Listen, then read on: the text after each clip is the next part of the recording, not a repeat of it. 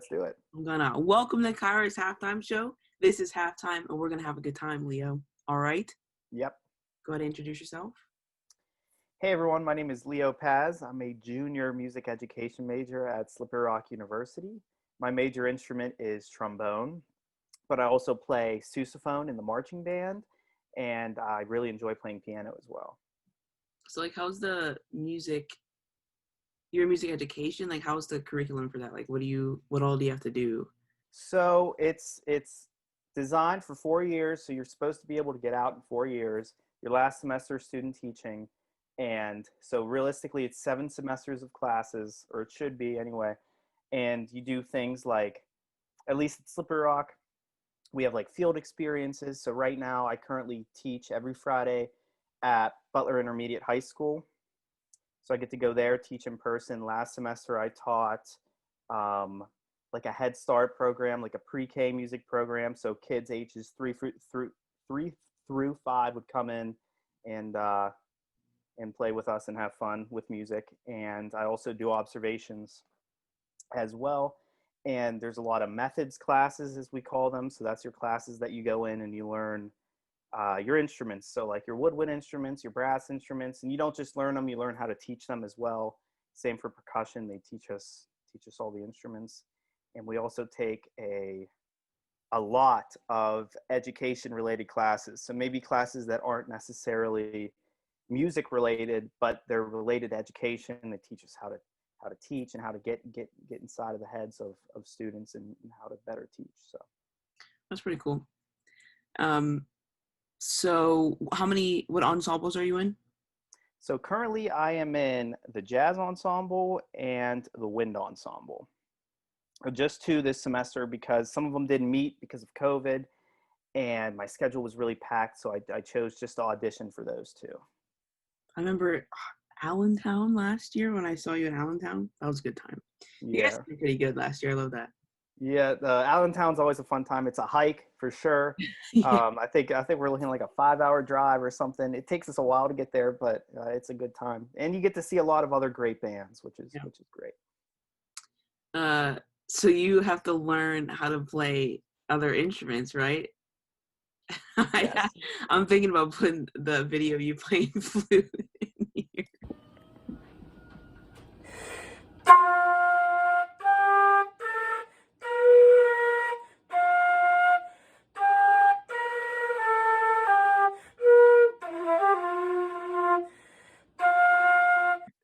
It's a struggle. It really is. I'll tell you why.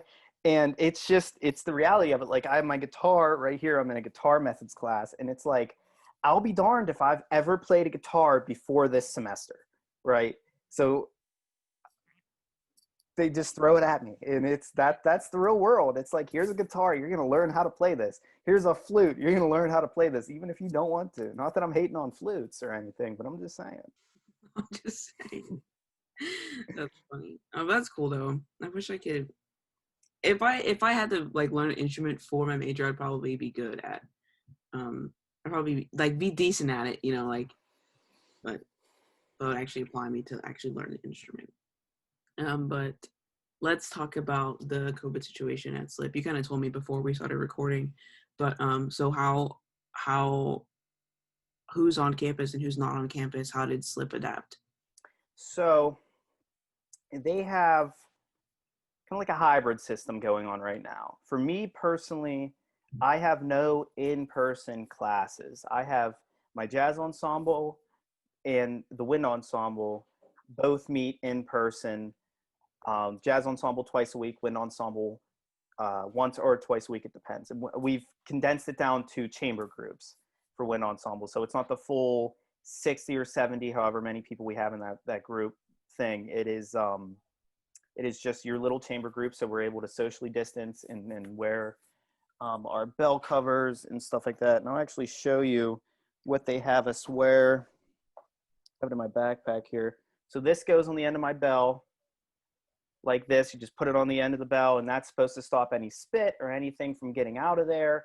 And I mean, it sounds good too. It's not like my sound is muffled or anything. Then we have these special playing masks where it opens up and I can stick a mouthpiece in there. That's interesting. And they make us where that, but I do know that there's actual classes in person still, maybe smaller classes. I don't know the specifics, but one of my roommates who isn't a music major actually has an in-person class that he goes to weekly.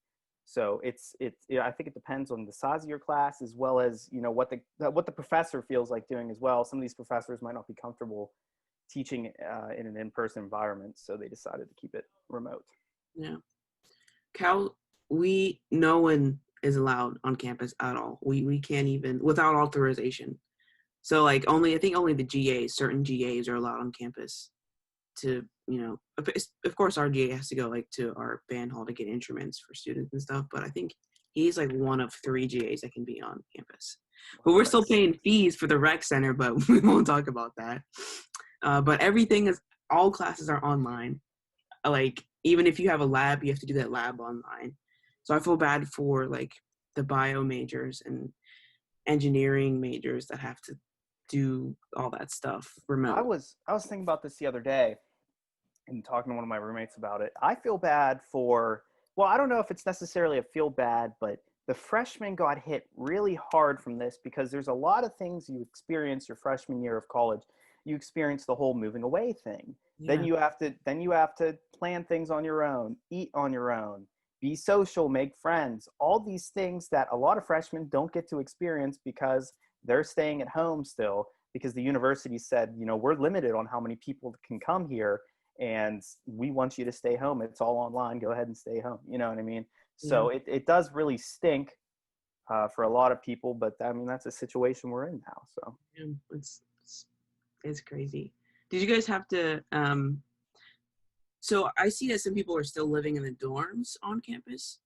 So did anyone have to like turn in a negative COVID test or anything, or did they just? nope, they just moved in.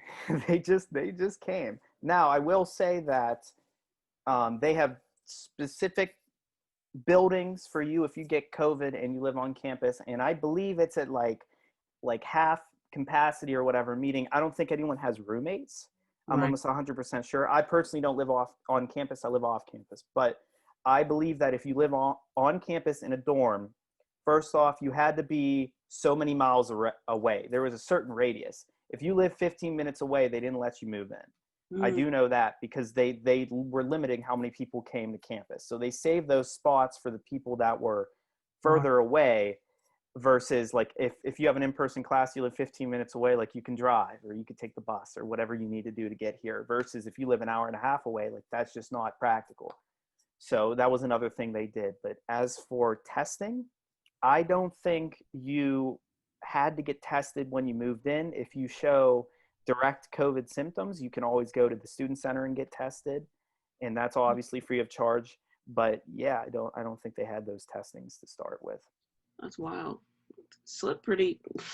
They reacted pretty well, honestly. Like, that's pretty smart. Yeah, I don't know the exact number, but we're over 200 total cases. I wouldn't say we're over 300 yet, but we're somewhere in the twos.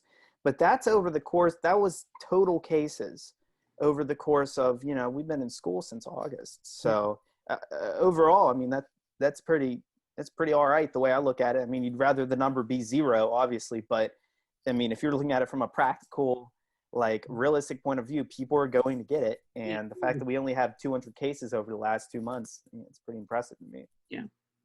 What county is Slip in? That's Butler County. Okay. Oh, okay. That's not, especially for being in Butler County, that's not bad at all. Yeah. That's wild. So do you guys have a tentative plan for the spring to go back or anything? Do you know?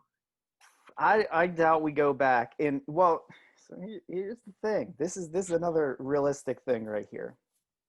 And I'm not coming to anyone's neck when I say this. I just want to say that, like, in general, I'm very happy that I could still go to school right now and get an education, even if it is online. But I will say that I think that the university knew far before August, months and months before August, that there was no way that we were going to go back to 100% in-person classes. It just wasn't going to happen. They all knew this, but they didn't say it until right up when everyone was moving in, because they didn't want everyone to know, like, hey, you're going to be on a computer for all of your education. So I think it's the same way for the spring. I think that they know that we're not going to have in-person classes, but they won't announce that until closer to when that semester starts and gets going. But I can't see any situation where we could have in-person classes. Not unless, I don't think it'll happen until we get a vaccine. Right. Until this is more under control, and who knows how long that'll be, unfortunately. So Cal did the Cal did the complete opposite. They're like, yeah, we're going back. And then like first, so what the band met because we had the go ahead that we were going to go back to classes with just wearing masks every day, different mask every day. We got that email that we were going back, and then the next day we got an email that we're not going back. So everything's gonna be remote, campus is off limits. And just like that, it's yeah. like you thought, but no. Yes. So it's terrible. I don't think the first email we got was just sent to like staff. So Dr. Sutter got an email saying that we could go back, and then we had the meeting, and then the president of the university sent another email the next day, like, "Hey, just kidding, we're not doing that." But we do have some sort of tentative plan for the spring. We're supposed to go back at 20% capacity. So only the hands-on majors like EET, CET, the bio majors and all those guys in band, so like CMT and the people who are in band can go back. Obviously social distancing and wearing masks. And then everyone else that can do their majors online will be online. Right. My only concern is that I think that more than 20% of the campus is hands-on. So I don't know how they're going to implement that and keep it safe, because frats have been partying all summer. Like there has been a minor outbreak of COVID in Cal, only, and the university doesn't keep track of it. They're not letting people know. Like, oh, see, that's Slippery Rock gives us an update. I don't think they give it to us on weekends, but daily, I think you could get that update. You can go and see how many people have COVID. Yeah, Cal has not done that at all. I had to find out through my friend's girlfriend because her sisters had it, like in her sorority, her sisters had it. Right. If I didn't know them, that I wouldn't know that there were COVID cases in California, PA, which kind of sucks. But yeah, I want to be able to go back in the spring, but I don't want it to be another possible outbreak because of that, because people are going to take it as, oh, we can just go back to campus and do whatever we want, which isn't going to be the case. So I don't know. I'm just kind of nervous about that. I hope we still can. And people are finding reasons to be part of that hands-on. There's people willing to be like band managers in our band just to go back on campus. Just to be able to go back. Well, it really does stink. And if I could advise anyone who gets put in a situation where that they have to stick on a computer all next semester, I would like try to sublease or get off campus, because think about how much money you're spending to stay in the dorms or wherever you may be staying, and like for what? So you could like have your own dorm and like go to the dining hall and throw a mask on and come in. People were like, whoa, 6 feet, but I would think further out if I was someone who was in a situation like that. Like I said, I live off campus, but I do have a couple in-person things, so it kind of makes sense for me to be up here. But if I didn't, it'd be a waste of time and money for me to be staying here versus staying at home. Yeah. I mainly moved to Cal, one, so I could get away from home, but also because I was hoping to still be involved with the orgs that I am involved in, which kind of works out because all my friends out here are in band, and they're mostly all in our fraternity, so we can still like do meetings together. And that's also why I moved out here, because we had the go-ahead. Like, we got the go-ahead that we're going back to campus, and then I move here, and then I get the email like a day later, and now I'm stuck here. I can't believe they did that to you, in all honesty. But like I said, I'm not trying to hate on anyone. Well, you got there and they were like, nope, it's okay, we'll send you back. So is anyone living on campus there? Like, your dorms filled or no? No, that you cannot go on campus at all. If you're caught on walking through campus without a mask, you will be stopped by campus police. Really? Even if you're outside? Yes. That's You cannot be pretty on campus strict. That's pretty whatsoever. strict. Yeah. I'm not gonna say it. I was gonna say something, but I'm not gonna say it. Yeah, that's I mean, so there's the whole like if you go somewhere, you're going into a restaurant, the gas station, wherever you go, throw a mask on, just follow the rules and push through this. But when it comes to like maybe walking outside in person on the sidewalk with no Yeah. one around you, like I don't see the need maybe for a mask there, but I It don't know. hasn't happened to me, but that's what they said. Like, you shouldn't be on campus at all. They might not be like enforcing it as strict as they made it seem, um, because you are still outside and you can just walk through campus whenever you want. Right. But yeah, they'll probably stop you and ask like, "What's your business?" and then that'd be it. But yeah, it's crazy. I'm still paying fees for a lot of the things that are on campus. Yeah, well, we have like our gym's still open, so we have like the arc, like it's our gym. There's basketball courts, there's a swimming pool, there's all sorts of things, and like the most used thing would be the actual gym. Like there's like weight benches and stuff like that, and I mean that's wide open. Like you can go, just wear a mask and spray things down after you're done. And so I found I came up here fully expecting that not to be open that specifically, and it is. I believe all buildings are open, so you could go in just about anywhere as long as you have a mask on. And for people living on campus, they're allowed to go to the dining hall still and get food. You just have to wait in line and get takeout. But things are kind of normal, but not really. Yeah, I mean, that's that's just crazy. Um, all of our there's a couple guys who work for ABI, who's the food system that's on campus.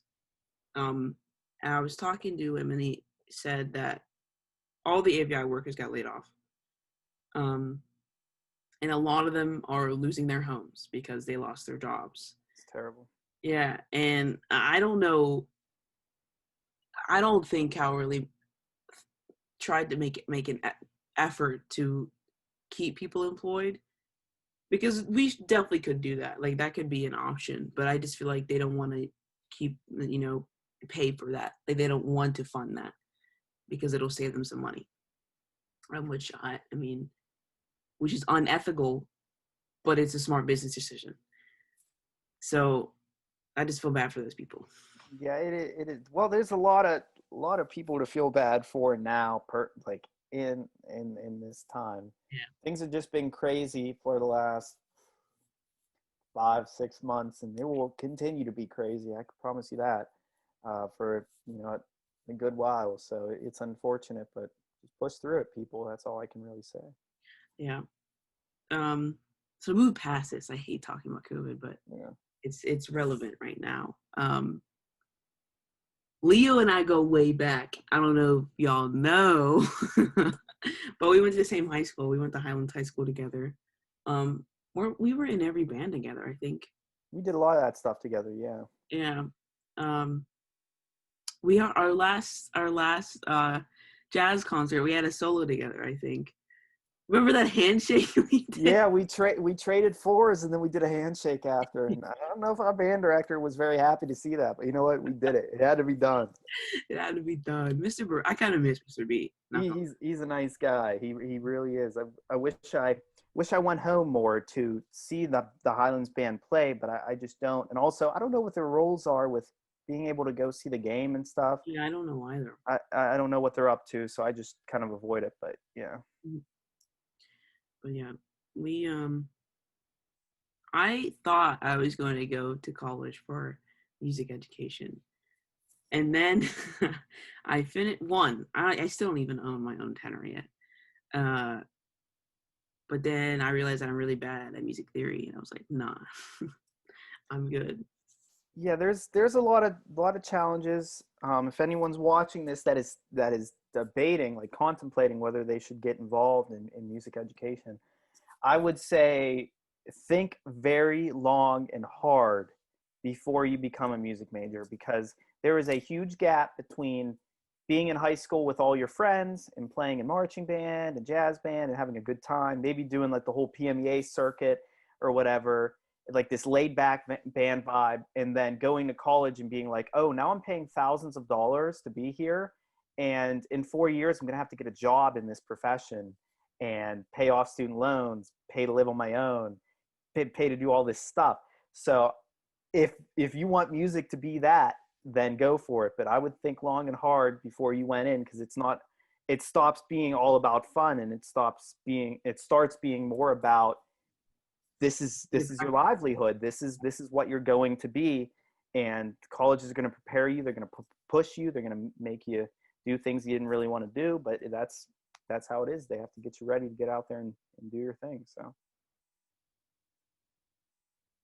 You've grown so much, Leo. I try. You know what I was thinking before I joined this call? I was like, man, I should put on a collared shirt or something. I was like, I'm pulling out this pole. I'm going to try to look a little professional, even though you only see me from the chest up. But yeah, it's. Are you wearing white socks or black socks?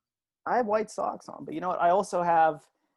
I have shorts on. So I mean, but like I said, on Fridays I go to Butler and teach, and I will wear black socks with black pants when I go there, because my students don't need to see me with a black pants and white socks on with black shoes. That's just a bold move. You finally have. Listen, Leo was known for not wearing. Our band uniforms are brown, unfortunately. So we were supposed to wear like dark socks, like brown or black socks with our band uniform. But Leo never did. He always wore his white socks and caused the scene. He's learned. He knows now. Look at him. Yes, sometimes you just need to do it, I guess. I'm not a huge black sock fan. I like my white socks, but yeah, if I have to, I will. I'll wear them. Thank you guys so much for watching. It was a great getting to talk to Leo again. We haven't talked in a while, because obviously we go to different colleges and have different lives now. But once again, thank you so much for watching, and don't forget to tune in next week.